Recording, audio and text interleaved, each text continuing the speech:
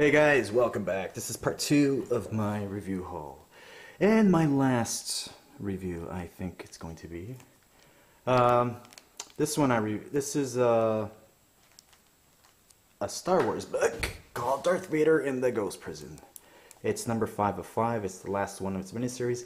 This is one of the books that I was referring to in the first video. I don't know if I mentioned it, that I was really looking forward to getting. And I was really upset that my box was empty, and I was worried that this wasn't going to be there.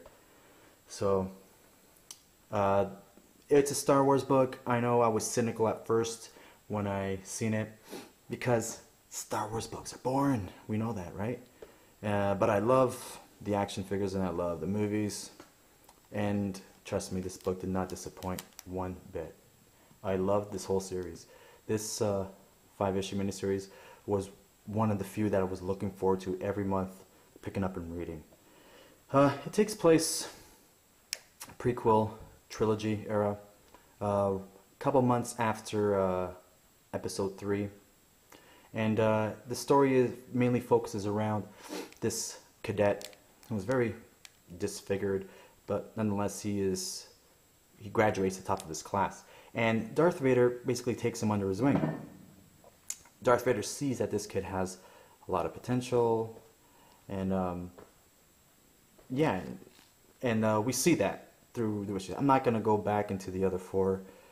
I'm just going to talk about this one right now, if you guys don't mind. So, so because this character Tom, he's more the main character in the book, Darth Vader's in the background, it's still a good read. You see this this cadet being very conflicted between duty and honor, and Darth Vader, when he makes his presence, he makes his presence known. Massive impact every time Darth Vader appears in this book, and the reason why the 5th is my favorite issue is because we get to see Darth Vader's tensions in this book, and it's done really well, especially in the last pages. So yeah, it's, I'm not going to spoil this if you're reading it. I'm not going to spoil it for you because it's what I thought was going to happen. Didn't happen, and it's just phenomenal how it ends. Love it. Pure classic Darth Vader style. So yeah, if you're into Star Wars and want something a little different, pick it up. It's pretty cool. Walking Dead 102. Welcome to the bandwagon. Yes, I know. 102. I don't know. I think this is the end of the Something to Fear arc. I'm not sure. And yeah, it doesn't read that of the end, because this book, what I was expecting wasn't happening. And Kirkman does an amazing job of that.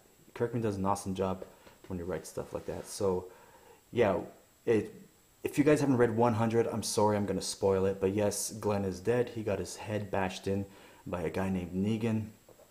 It's like, oh, here he comes again, the governor. But this is different. Of course, Rick feels very guilty because he did nothing about Glenn's death, and it comes across that Rick is not going to avenge Glenn's death. And that doesn't make Rick very popular within the group. Andrea, Carl, everyone wants to avenge Glenn's death by torturing and eventually killing one of the Savior's gang members, I guess. But yeah, but Rick does something very unpopular, which he lets this guy go. And everyone's just like, what's going on, like, this is ridiculous. Rick is preaching. He has his sermons on the mounts. We're not gonna fight this group. We've met our match. He basically admits defeat, and that's it, and doesn't want no one to talk about it, no one to bring it up. And it's like, man, I was actually a little disappointed. I'm like, holy cow, I'm like waiting for this ultimate revenge, because I do like Gren, and Kurtman's an asshole for killing him off. But until we get to the end, this is where I found it very interesting. What happens at the end is what I've always wanted to happen during this Something to Fear arc, and it gives us that little taste of like, you know, let's go to war, bitches. Yeah. So Walking Dead 1 or 2. If you're not picking up already, reading the trade, good for you. Whatever. I don't know what to say, man. I don't give a shit. Okay, Revival number 3. I love this book so much. Well, I love this series. I know it's only number 3, but I wanted more from this book. I wanted more questions answered. And that's what I find with every book of Revival. It's just more questions to more questions to more questions. Heavy, heavy development in characters. Still getting to know them. Still introducing them. I find it a little too much. But I guess it's going to pay off dividends in the end. Which I think it will, because it's being read. It's being well done so far. We get to see this ghostly figure here. I don't know.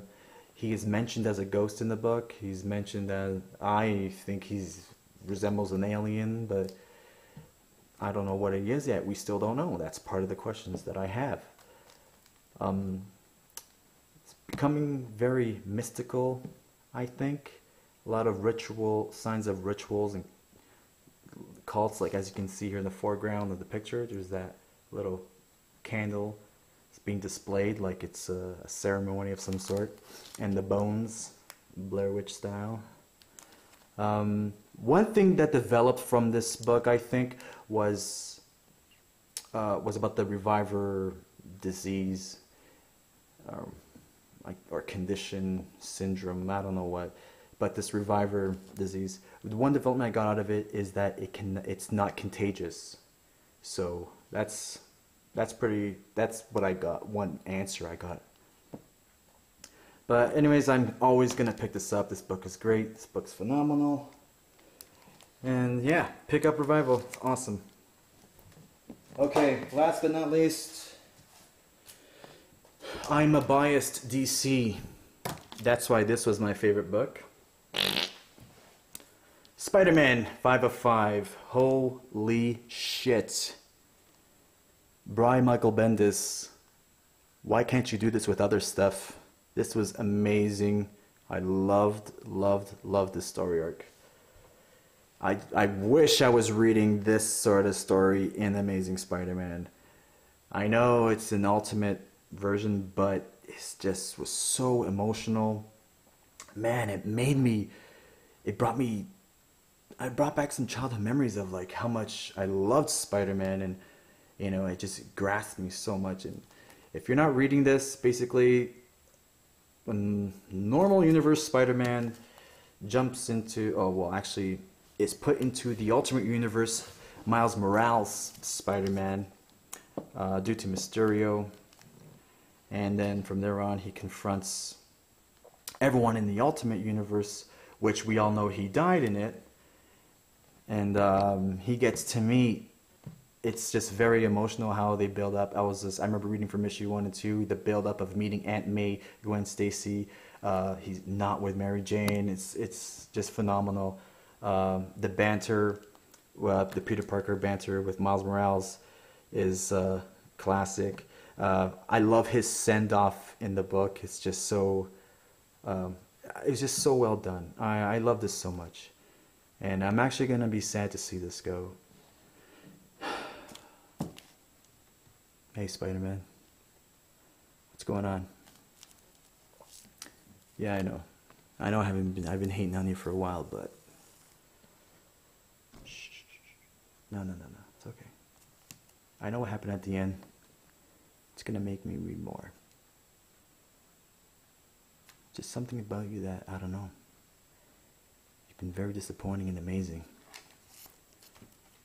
But this... Hey, relax. It's okay. Relax. This is going to bring me back to you. So, I guess this is goodbye, eh? No, not really, I know. Well, I guess I'll catch you in Amazing for a bit. Heard there's a Hobgoblin story there. All right. Talk to you later. Sorry, guys. Well, yeah, just, I don't know. I really like this book, and I really like The Amazing Spider-Man. So, after that embarrassing rant, please do me a favor and unsubscribe. And thumbs down for this clown. And I don't know what else to say. I guess I'll make another video later of some comic book back issues I picked up. Anyways, thanks for all the shoutouts, man. What's with all the shoutouts this week? Everyone's been shouting me out. Like, I feel like it feels awkward for me. I'm not used to that. It's like you're advertising some store brand cereal like Mr. Crunchos or Mr. Punchos. Like, I don't know. It doesn't, I shouldn't share the same breath as those other people that you guys talk about. But thanks, I appreciate it so much. You guys are great. Thanks for the comments, replies. You guys are awesome. If you want to watch, keep on watching. If you don't, I understand. I gotta go to the bathroom.